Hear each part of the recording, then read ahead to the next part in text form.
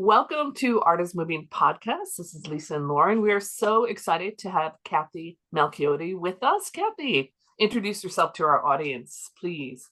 Okay. And I appreciate my name being pronounced correctly because it's a difficult name. I don't blame anybody for mispronouncing it. But my background is actually a core in the visual arts. I started out in undergraduate in an art school, formal art school. But, in being an artist, it wasn't quite enough. I always felt that art had a bigger picture in the world. I didn't know then about the therapeutic or health related things that you could do with art, but I felt it in myself.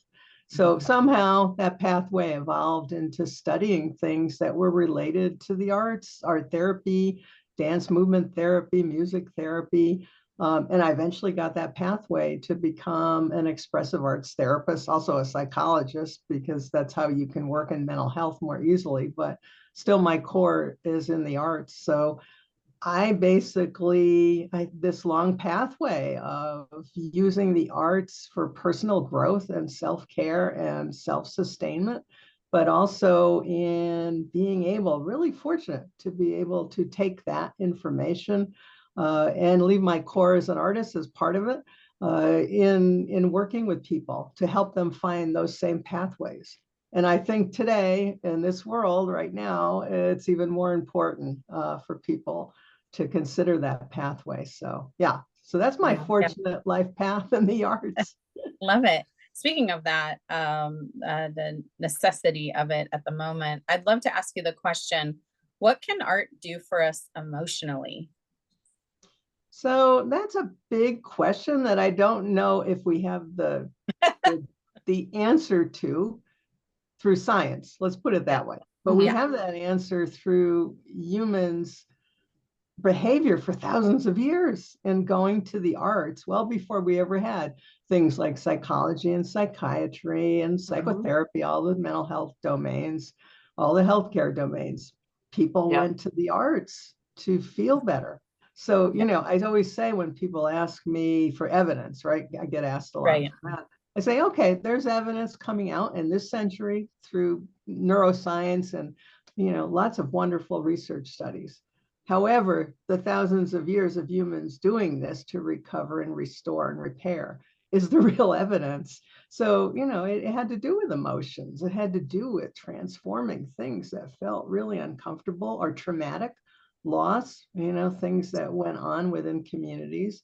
But we now in this century, I think, are thinking about the arts not only as a human behavior that's been restorative, it's also something that has to do with the body, because all the arts are body-based. That's one thing, that I learned becoming a mental health professional on the side, being this artist in my core, and then becoming a counselor and a psychologist. The talk therapy does not touch that. It can be very helpful. It's obviously very helpful. There's a lot of evidence that good talk therapy, with a therapist, a psychologist, or psychotherapist is really helpful. But what's missing, and I hear this from people all the time, there were things I couldn't communicate with words. And that's sometimes where they end up with someone like me or any number of practitioners that are arts-based. They need that channel of communication for whatever reason. And, part of it can be trauma and loss cannot be expressed with words adequately. It's a feeling in the body. Or you might be somebody, I'll just throw this example out there, who considers themselves neurodivergent. So, you may be on that continuum and feel words are just not my first way of communicating. So there's many different varieties out there and different reasons we might find this helpful. I think all people find it helpful, but those are like two really good examples. I'm interested in the neuro divergent. Did you say? Let's talk about that. Like, what does that mean to our audience? So all of us, if you look at how we exist in the world, we're all neurodiverse. We're all different. So, if you two and I did the same, kind of prompt, we were told to make color shapes and lines to represent something, we'd all do it differently. Yeah. We all would be responding to the same question or prompt or theme, but if you're so we're all neurodiverse. Neurodivergence technically covers a lot of ground. People who have autism or autistic, people who identify as having attention deficit issues, but also people who have trauma, post-traumatic stress, or any number of things can identify as neurodivergent because communication is different for them. Senses are different for them. So that's a wonderful thing about the arts. You've got so many senses to work with. So it really opens up possibilities for people that may feel the typical ways of communicating, I'm not good at that, or I can't really get my point across. And when you give them some form of art, whether it's movement or sound making or image making, enactment, playfulness, all those kinds of things, it's a different channel of communication. And, it gives people another way. I always say the arts are forms of lived experiences. We talk a lot about lived experiences through storytelling. People do that. And that's a respected way of communicating one's experience. But the arts, there's this sensory, you can call it nonverbal, but it's usually the sensory-based kind of way that resonates with people. When they get something out, even if it isn't described in words, they feel like, that's it. That's how I communicated that in that gesture or that mark on paper, or that sound on a drum. They really resonate with feeling that that's very authentic, and that's a form of lived experience too. I think that gets dismissed. We don't think, because we're always saying it's got to be words. Yes. No. Yeah. It can be anything in the arts. Yeah. Something I've also noticed is that I think that in some cases the art making doesn't feel as like direct to the person doing it. It's more of an indirect act of communication. And so I think maybe, do you think that that maybe contributes to, because someone doesn't necessarily have to like be staring at someone else's, in the face and talking about their trauma or their experience, that they're able to feel more free with expressing it? So when you say art, do you just mean one art form, or do you mean like any, I was thinking that mostly. I'm thinking about when we do art break day and like you watch people and they sit, all they're doing is sitting down and like painting on a piece of paper or drawing with markers, and they're not looking at each other, right? They're looking at their work and they're doing their work, but the conversations that they're having at the table are very deep and thoughtful.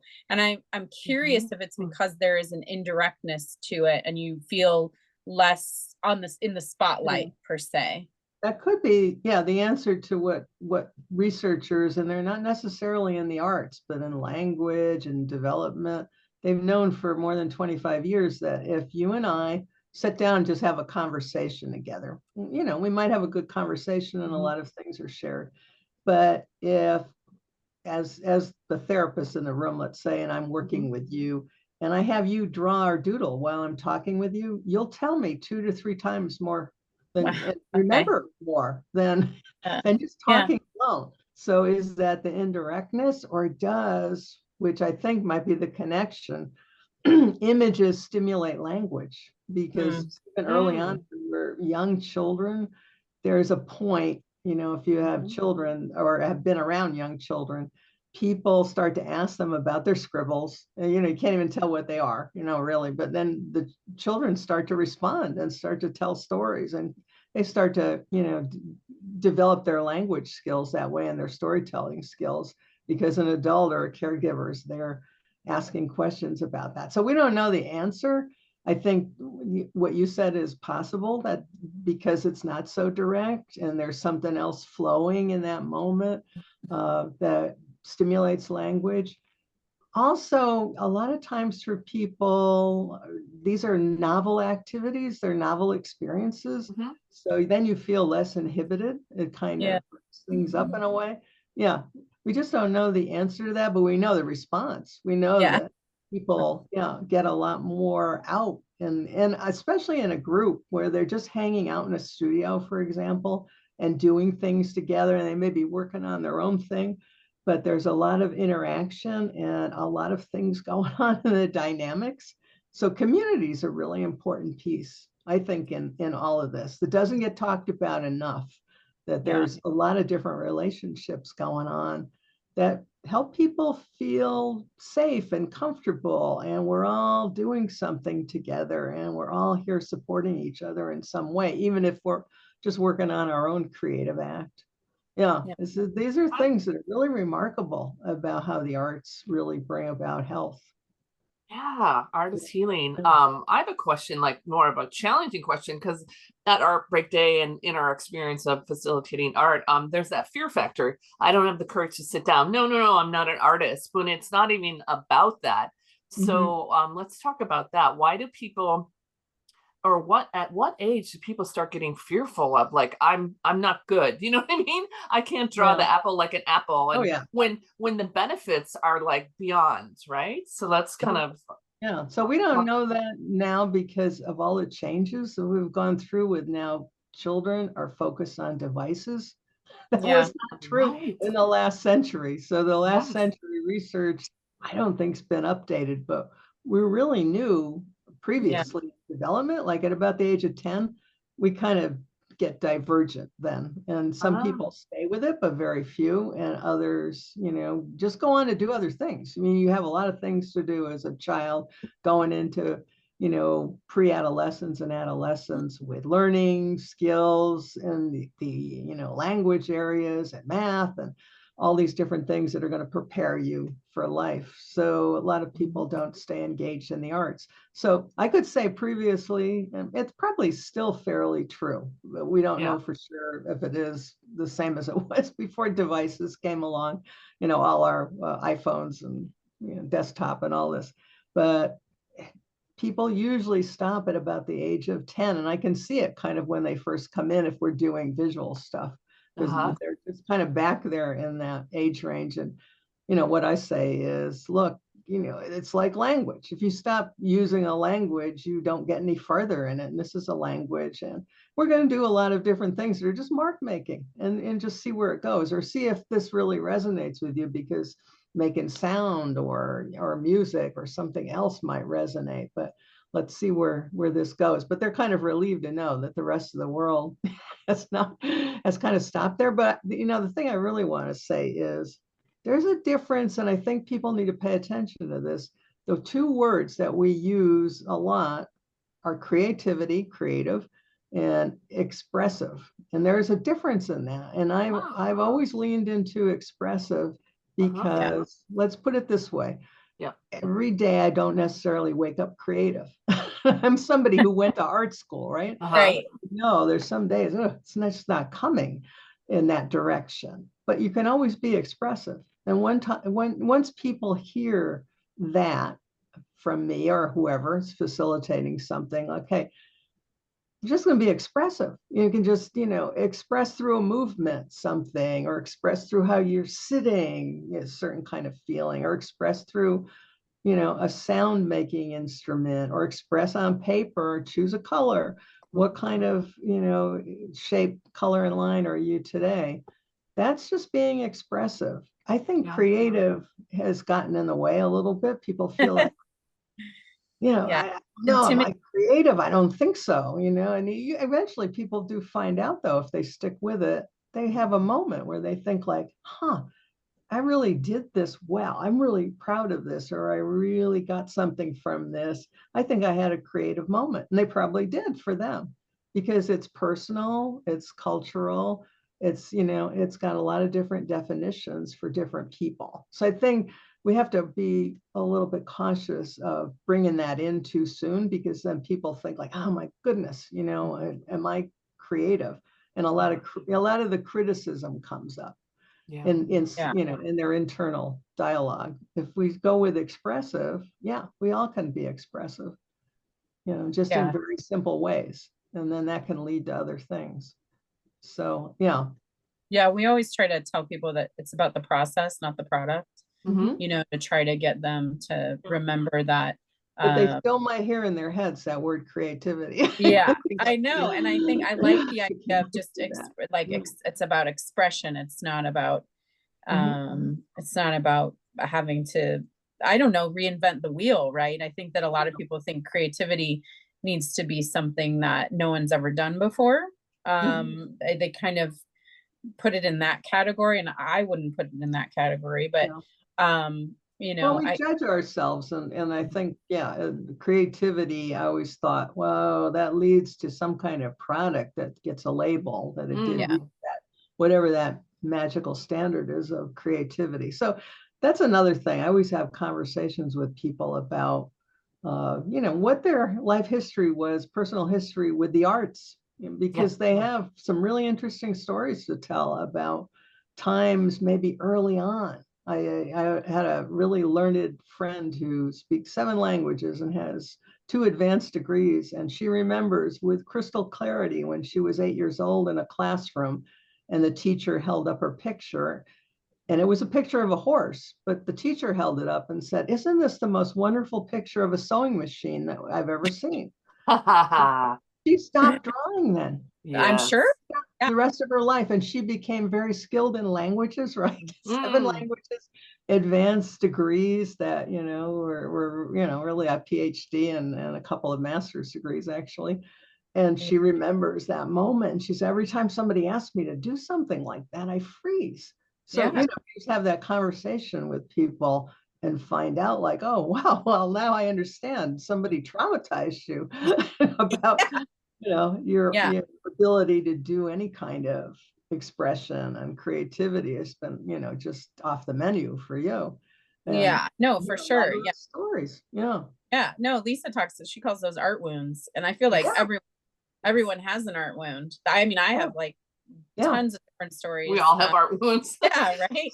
And that's unfortunate. But except for me, I don't have those. I think that's why I kept moving forward. I had teachers that, just knew that I was really passionate about doing things that were arts-based, and they encouraged that in the classroom. So I was really, really fortunate, because that's not the standard story. Right, for Very sure. unusual. But, I was lucky that way, that people kept kind of saying, oh, yeah. And they noticed that I was enthusiastic. Whether I was good at it or not was not really the core issue.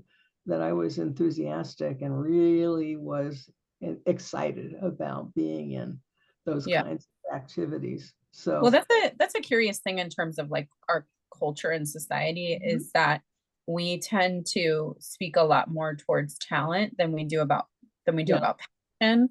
And I think if we allowed people to have more passion about something that maybe they were mediocre at, I think the world would probably be a better place. Because it feeds you your passions if you're able to pursue them. And but I think everybody wants to be like a YouTube star. And so like, where everybody used to want to be the president of the United States. I don't think anybody does anymore, but I like when I was a kid, right?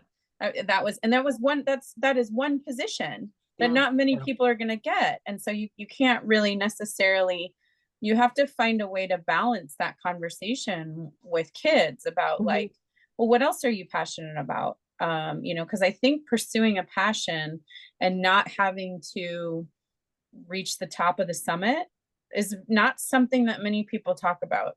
It's either like you either do 100% or you don't do it at all. And I don't think that's the way to go about life. I mean, I'm just thinking here, I don't know why I'm thinking about it, but the whole field in the arts called hip hop therapy, excuse me. Hip hop therapy is, I've participated in some of that. And I have such high respect for the people that are doing that work, because they're getting adolescents in classrooms and elsewhere to follow a structured path to learn how to do something that they are impassioned about in their life, because they are listening to that kind of music, and giving them the guidance of like, how do you do this, and what are the structures for this, and then giving them the opportunity to be expressive. And eventually, I would say most of them become very creative with it. So they're able to express personal experiences, but also in that particular pathway, societal challenges, social justice issues, all kinds of things come out through that art form. So I was just thinking about that when you were saying that about, giving people a way towards the passion that actually does help them get to the place of feeling like, I think I did something really important here, or it was really important to me, or I felt that I did something novel that I didn't know I could do. Yeah. And so, even if we're not skilled, I think there are pathways that help us think about ourselves and as skilled as being able to do something. Yeah. I think when you surprise yourself, right, and you say, oh, I never thought I could do that before, I think that is something that you carry with you, and I think that's a really important to give people that opportunity. And people have a tendency to, I think, shy away from things, myself included, that we are not going to be perfect at. And I think that's a disastrous path. But the other thing that happens, and why I think there's real change that doesn't happen maybe as well in other areas, other ways you could encourage people to feel good about themselves. Yeah. If you do something in the arts and you get impassioned about it, and then it eventually turns out that you've done something process-wise that feels good, it doesn't just feel good in your brain, it feels good in your body. Yes. And that's the important change. People have to feel resensitized in their body. Like, wow, I can see that in people too, when their posture changes or the way they walk in the room. So I always say, in my field of expressive arts therapy, it's really a process of helping people come home to their bodies in a way that makes them feel good about themselves on this deeper level. And you can't talk somebody into joy or curiosity or confidence. They have to feel it somehow. So that's why I always think about, like, okay, why do I do this work in particular?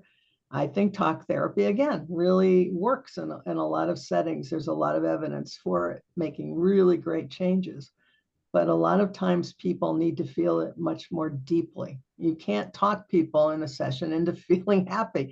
They have to feel that happiness in their bodies somehow.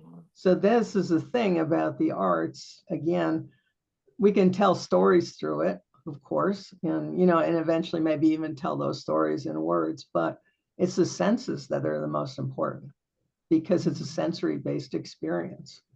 And then when it's combined with feeling good about those senses, that's a really powerful dynamic. It's huge. What I'm sensing is, I mean, we know this, we're the course here, but art is very primal.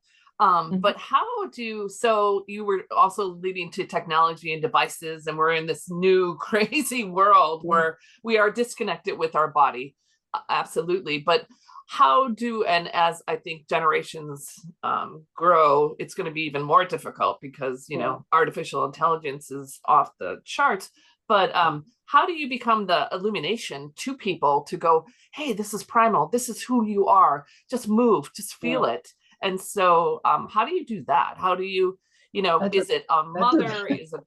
That's a big one. Yeah. Yeah. Now I was just thinking, I think it's possible, but you have to get people in the door first in a real situation. We've been able to do some of that on Zoom, but people need to be with people. That's the first thing. It's that connection between people.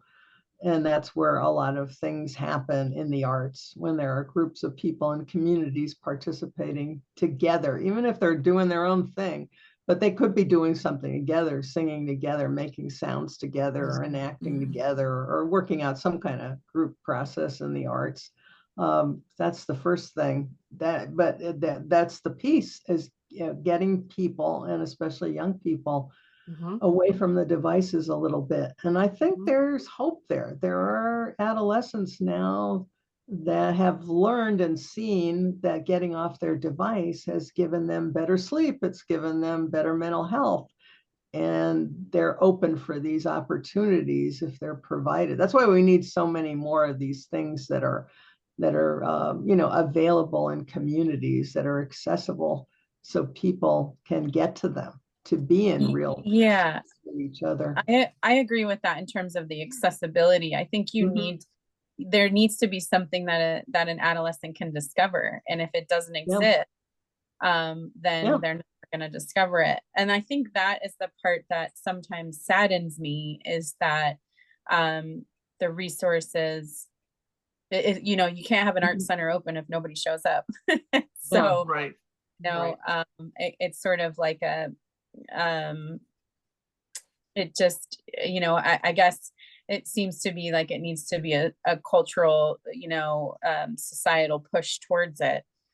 Because you really, the thing I think is so magical about art is you don't need much in order to make a huge difference in your life. You don't even need a pen and paper. You can just listen to the birds, on a park bench, or look for shapes in the sky. It's really about, like you were saying, about connecting your mind, body, and spirit at the same time. And I'm constantly talking about people with, we call it the flow. And I have three children, and they find their flow in 3 different ways. And it's probably going to change as they age, but that's how we talk about it. Right. And it's a way where you get to that place where you're not really thinking anymore. You are just, you're being, and it's so helpful. I watch it, like you were saying, I can see the senses changing,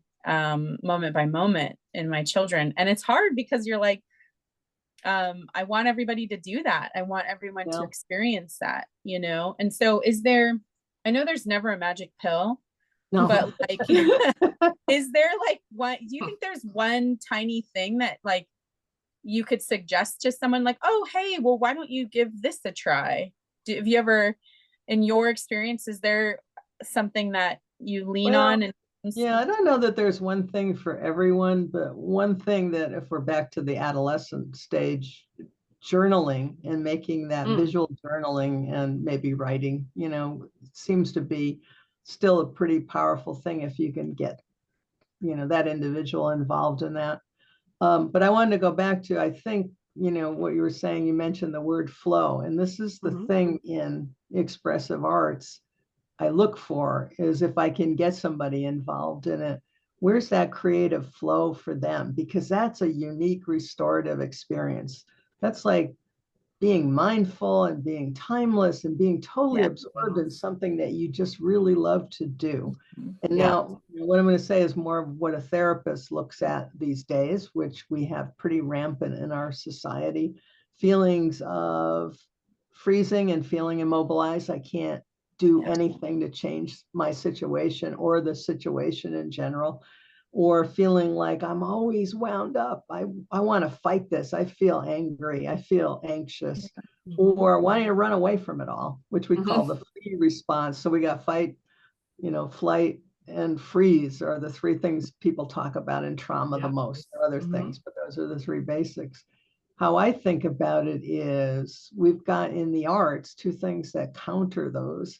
One is the creative flow. Get into that. Get into your journaling. Get into drumming, or drum in a drumming circle, or whatever art form resonates with you. And you get into that flow state where there's just like, I don't want to leave this. This feels fantastic to me. But the other piece is just like the excitement, which I just say it's either fun. And one of my military patients said, fervor. He said, why don't you put that F word in there? And I'm like, whoa, what does that mean? That enthusiasm. I get enthusiastic about it. Yeah. When people are in those 2 states, and they can be in both at the same time or back and forth, they're not in those fight and flight and freeze states. And that's when I think if you can get people involved, any age, involved on that level, they start to want more, because that does feel good. It's something now I want to pursue, whatever it is that's my expressive or even creative outlet, because that helps me get away from all those other terrible feelings. And then those feelings are pretty prevalent right now in a lot of us. There may be more in people that have more challenges and have, I know in terms of like, in terms of adults, right? I do feel that adults feel, I think the words I would describe would be overextended, overwhelmed, this like a sense of dread, and helplessness. And I think a lot of that has to do with what you were speaking to about not feeling connected, and trying to get everyone in the room together really does make a difference. And that seems to be harder right now. You know, well, we've become isolated. We're more connected than ever, but we're isolated at the same time. I know. You know, that's the contradiction. And we back to AI. I'm just, you know, somebody just sent me an email and inviting me to help with some AI doodling program, and I'm like, immediately, no. You know, all you need, just have a piece of paper. You need to do this. The humans for thousands of years have done this with their hands on some surface. Okay, right there, you know, is like you can't take that leap and expect that this is going to be better. Now, maybe that person is thinking this will be more accessible to certain people who can't, you know, okay. But on the whole, I don't, you know, people now are using AI to generate graphics every day. I see them all the time. Instead of using a graphic artist or trying it on their own to put it together. And to me, I look at those AI graphics, they don't have a soul. They're very soulless and all the same. But why are we doing this? I'm seeing this even come from my colleagues who are in expressive arts. And I'm like, wait a minute, we believe that the hands-on person-to-person experience in the arts is what's restorative. You're using AI to create these graphics. You're not even asking an artist to help you. It's some right. Yeah. No, I think that, to me, it's pretty, wow. I think that's overwhelming in itself, and I think that's on the horizon. And I think practitioners like us need to be prepared for it, because I think there's going to be a rebound effect where people are there's going to be more trauma. There's going to be more, you know what I mean? And there's needs to be like an illumination, like you need to get back to you, right? Yeah. So, you're giving up yourself to AI. I always see that because you have to give them give whatever AI is, the they of AI, a lot of information to generate whatever it is. And I think that's a whole other issue, but it's like, why are you interacting with AI when you could be interacting with something like either your own, you know, expressive work or somebody else? You know, I don't know. That to me is mystifying. It's going too fast. You know, and I think that's the nature of it. You know, I think about like what you were saying about kids having cell phones. I think the introduction of AI is very similar. As like a parent, you are a salmon going up a river if you're not getting your child a phone, because everything in society assumes that your child has a phone. And so everything is set up for your child to have that phone. And it's the same. I think people are noticing that with AI, because now the expectation is that you are supposed to be faster, because there's this thing that will help you be faster. And then everyone's going to jump on that train. And I'm already noticing that, language is being totally influenced by AI, how people are communicating with one another, because it's not their voice. Like you said, it has no soul. And I think that it will, if we're not careful, you know, I think that we're going to find that it is just going to push us into a world that demands a lot more from a person than they should be doing, and it will continue to disconnect us. I don't doubt there are good things that AI can do. I just think that we should use it with you know, caution. Like I saw this artist, and I'm forgetting his name at the moment, but he used AI and he actually found more of his voice through it, which was amazing. But he used it for that, as a tool for that. You know, he was very conscious of what he was doing with it. And I think that there was a lot of power in that. So I would just, right. It's like tread carefully and cautiously, and we could do great things. I think we could do amazing things. We could always do amazing things, but we tend to go towards the more cheap, fast convenience, as opposed to slow, high quality. connection. So Yeah, I agree with all that. My question is because I deal with people who have some kind of major challenge. So they've had trauma or loss or something, that they're really challenged by, and they're in a lot of pain about it. Does that kind of thing resensitize the body to all those things I'm talking about, like joy, enlivenment, curiosity, sense of self, playfulness, compassion? That would be my question about that, because that's kind of my goal. It's not just only like, okay, you're feeling good with, this form of expression, you want more of it. Wow, you're feeling like you're really doing something novel, or maybe you've gotten to that place of creativity in, your value system. But are you getting these other benefits? right. Because I think that's what the arts are about. I mean, they're supposed to be about giving our body that experience of when you listen to a powerful piece of music, for example, and getting those tingle feelings, that creates that heightened emotion. You're getting that enlivenment in some way. Is that happening with the AI process? That's what I want to know. Yeah. And again, when I'm looking at the graphics that are being generated by people from AI, and they're not artists per se, they're people that are using it to generate a graph that tells you something or advertises something. There's no soul in those images. It's really interesting. It's palpable that there's nothing there. Right. It like makes sense. It conveys, what the information that they want to convey, but you can feel like, wow, this doesn't feel like it has any life to it. Life, the essence of life. That's what I'm wondering about. And I hope that people who are using it, because I know there are some arts-based therapists that are really interested in it, that they're thinking about that. Like, what is that? What's happening to our senses? Not just our thinking, and does this make a better image or whatever. Is it rekindling something in the body that's getting stolen by a lot of what we're going through? That's what I'm sensing. This expression is about sensory, right? That's what I'm getting. And then creativity is more about you're gonna kind of finish a product or something, or get something novel that you think like, well, I did that. Factor. Like, wow, this feels like I pulled together a lot of things, and it's come out in this way that feels really novel and exciting. And but how was the process? Did you want more? Like, you want more?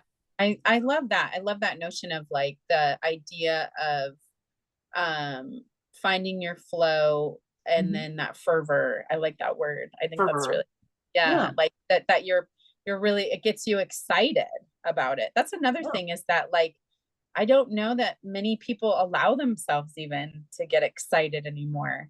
And I think we forget or lost the ability to, because you feel numb all the time. Because there's so much overwhelm going on that, that's one way to survive. It's not wrong, but it's the way that you survive, by just cutting off and like, I'm not gonna let myself get too involved in this emotionally or get excited or anything else, because I'm already overwhelmed. I just want to keep things at a state. Right. So excitement is a stress. Even if it's excitement, it's stress. So I can see where people have to kind of shut it off. But then again, I mean, I do think that's from all these decades of kind of being in the midst of art as my own self-sustaining method. It's all about that other. It's all about that, getting to that timeless state when you all of a sudden panic because you've been doing something for 2.5 hours and you were supposed to start dinner. Where'd that time go? But it's that wonderful sense of being absorbed in something and not wanting to let go of that, but then being like, as you decide, I have to walk away from this, looking back at whatever it is you accomplish, either an image or writing lyrics or I don't know, any number of things, and feeling that like, wow, I really like what I did. I don't want to leave this. I'm so excited about it. Just enthusiastic about it. So I thought that was a great observation, because I always kind of thought, well, it's fun. That's the other, I mean, It's fun. I was thinking about, and that mediates all those other things, that fight and flight and freeze. Right. You're in those places, you can't be in those other places. It feels like it's involution versus it feels like it's an inner journey versus staying on your baseline is like an external journey. I want to make sure everything's safe, you know what I mean? But to go within is where you find the magic. That's where the magic. Although what's interesting with the arts is and now we don't talk about it as much, I think, that we need to in like expressive arts therapy, for example. The fact that other people get to witness what you've done or be part, I mean, even if you're doing something together, singing together or making music together or enacting together in a drama or playful kind of situation, that is another piece that I think, people work up to, and they like that too. If somebody sees the image that I made and they, are able to witness it and enjoy it. So there's that. And when you said external, I was thinking that's one thing I don't talk about enough, is like, how do we pull that in? Because people do sometimes, or a lot of times, want to be seen in a different way. Yeah. There's a lot. Well, there's a lot to unpack, isn't there? Thank you for talking with us today. I really appreciate it. And then, Cathy, where can people find you and your work? And I think they just Google my name. We started with that. It's unusual. If they go to cathymalchiodi.com, I mean, if you just go do a Google search, you'll find a lot. All right. Thank you so much. This was amazing. And I think people are going to benefit from this conversation. Great.